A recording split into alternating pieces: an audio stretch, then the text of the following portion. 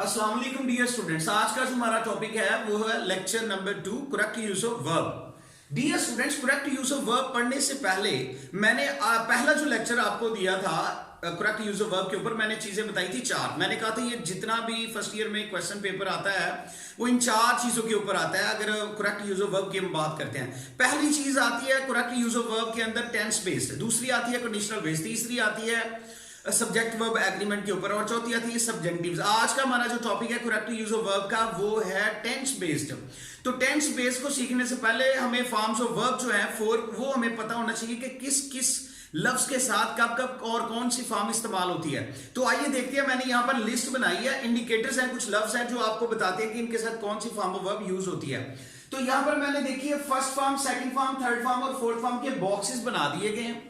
यहां पर जो फर्स्ट फॉर्म है वो किन लफ्जों के साथ आती है, सेकंड फॉर्म किन लफ्जों के साथ आती है, थर्ड फॉर्म किन लफ्जों के साथ आती है, फोर्थ फॉर्म किन लफ्जों के साथ आती है। ये आज का हमारा टॉपिक है और उसके साथ एक एक्सरसाइज है इसकी।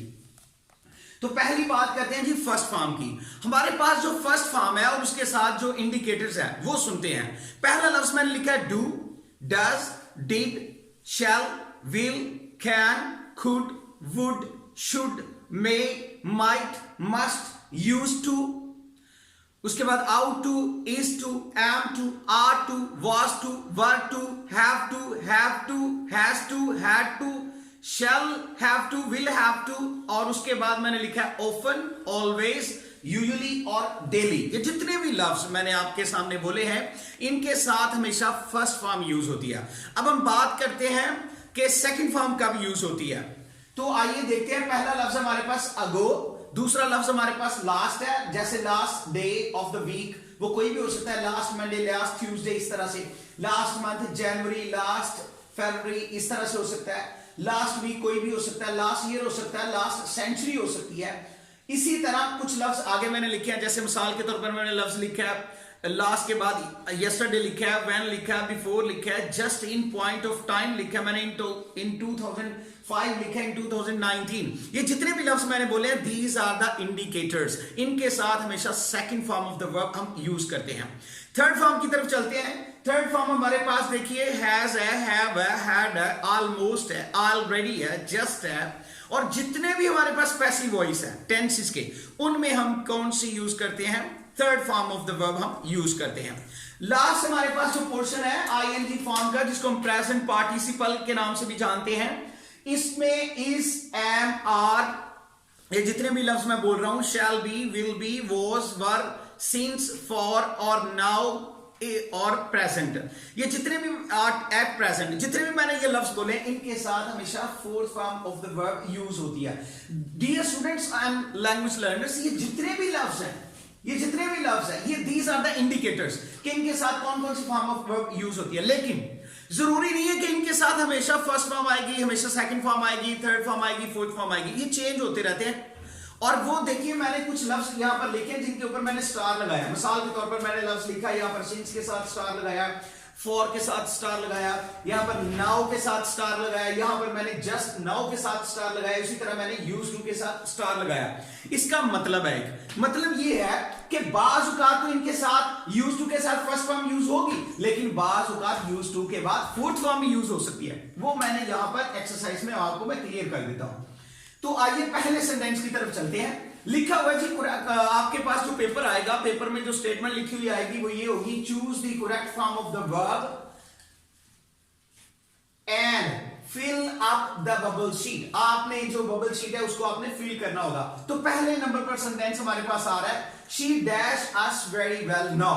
अब इसमें देखिए वेरी वेल नाउ आ गया, लफ्ज नाउ आया, ये हमारे पास इस सेंटेंस में इंडिकेटर है। तो यहां पर देखिए जितने भी मैंने बॉक्स बनाए, यहां पर मैंने नौ लिखा हुआ है, नौ के ऊपर स्टार लगाया हुआ है। इसका मतलब ये हुआ कि ये जो बॉक्स बनाया मैंने, ये आईएनजी वाली फॉर्म का प्रेजेंट पार्टिसिपल, इसके अंदर मैंने नौ लिखा, यहां पर भी नौ आ गया। इसका मतलब इसमें फोर्थ फॉर्म यूज होगी। पहली बात तो हमारे पास ये निशानी आ गई। लिखते हैं जी, देखते हैं, she dash us very well now, she teaches us very well now, she teach us very well now, she taught us very well now, she is teaching us very well now। अब इनमें से देखते हैं fourth form कौन सी हमारे पास। तो fourth form हमारे पास आ रही है जी टीचिंग। तो is teaching ये हमारी करेक्ट ऑप्शन होगी, इसको हम जो है वो चूज कर लेंगे, इसको हम जो है वो सर्कल कर लेंगे, तो ये हमारी करेक्ट ऑप्शन होगी।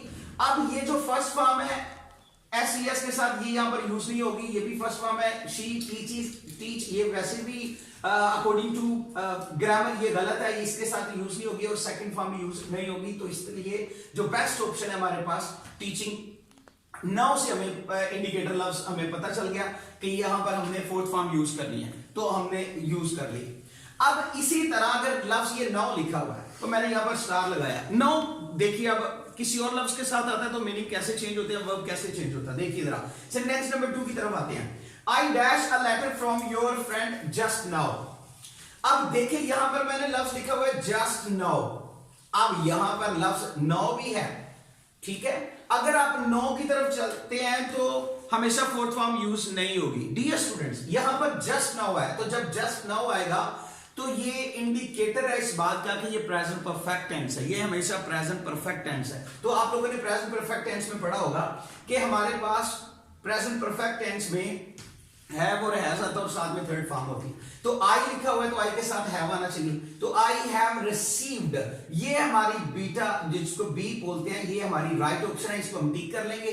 पहली में देखिए I received a letter from your friend just now, इसमें सेकंड फॉर्म नहीं आती, सेकंड फॉर्म हम पास्ट इंडेफिनिट में यूज करते हैं। हैव रिसीव्ड ये पास्ट परफेक्ट में यूज होती है, और एम रिसीविंग ये देखिए जी नाउ यूज हुआ था तो उसके लिए उन्होंने एम रिसीविंग लिख दिया, यानी फोर्थ फॉर्म यूज कर दी ताकि स्टूडेंट जो है वो कंफ्यूज हो। लेकिन आपने कंफ्यूज नहीं होना, मैंने आपको बता दिया कि खाली अगर नाउ हो तो इसका मतलब है फिर फोर्थ फॉर्म आएगी, अगर जस्ट नाउ आ जाए तो इसका मतलब है ये प्रेजेंट परफेक्ट टेंस है। डियर स्टूडेंट्स, अगर यहां पर जस्ट नाउ हो, मिसाल के तौर पर I dash a letter from your friend now, तो यहां पर I am receiving a letter from your friend now आना था, ठीक है। तो अब हम आते हैं सेंटेंस नंबर 3 की तरफ। ही dash a book 3 days ago। अब यहां पर देखिए लफ्ज जो है हमारे पास इंडिकेटर जो है वो अगो आ रहा है, तो यहां पर देखिए अगो कहां पर लिखा हुआ है, तो सेकंड फॉर्म में लिखा हुआ है अगो, इसका मतलब हमारे पास इंडिकेटर मिल गया कि सेकंड फॉर्म यूज होगी। अब इस सेंटेंस की तरफ देखते हैं। ही dash a book 3 days ago, उसने 3 दिन पहले किताब खरीदी। बाय फर्स्ट फॉर्म में ये यूज नहीं होगी। विल बाय ये भी फर्स्ट फॉर्म है, लेकिन फ्यूचर के साथ विल शैल आता है, ये भी यूज नहीं होगी। बॉट ये सेकंड फॉर्म है, तो वहां पर भी सेकंड फॉर्म है, हमने यूज करनी है तो सेकंड फॉर्म यहां पर यूज करेंगे। तो ये देखिए हमने सर्कल इसको टिक कर दिया थर्ड सेकंड फॉर्म को, तो ये बॉट आ जाएगा। इसके बाद है हैड बॉट, ये भी पास्ट परफेक्ट में यूज होती है, तो अगो के साथ हमेशा second form of the verb use होती है, इसलिए हम हैड बॉट नहीं लगाएंगे। सेंटेंस नंबर 4 की तरफ आते हैं। Ali used to dash cricket in his childhood. ये बड़ा इंपॉर्टेंट सेंटेंस है, बहुत इंपॉर्टेंट सेंटेंस है, इसमें बच्चे बहुत मिस्टेक्स करते हैं। अली यूज्ड टू डैश, अब देखिए यहां पर इंडिकेटर है यूज्ड टू।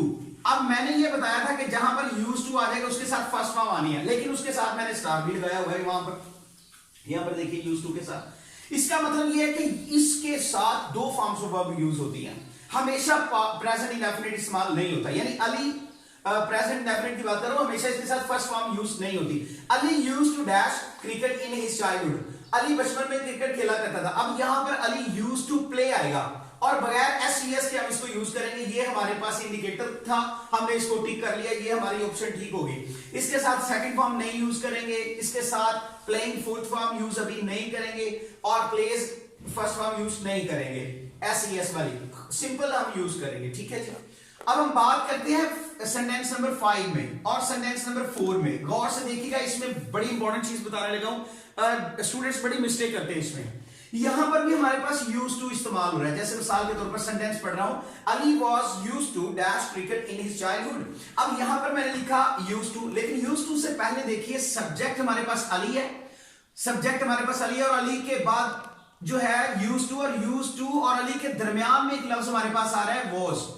अब यहां पर अगर हमारे पास इज, एम, और वॉज, वर यूज होगा तो फिर यूज टू के बाद फर्स्ट फॉर्म नहीं यूज करेंगे हम, फिर कौन सी फॉर्म यूज करेंगे, फिर हम फोर्थ फॉर्म यूज करेंगे, ये रूल है, फिर हम फोर्थ फॉर्म यूज करेंगे।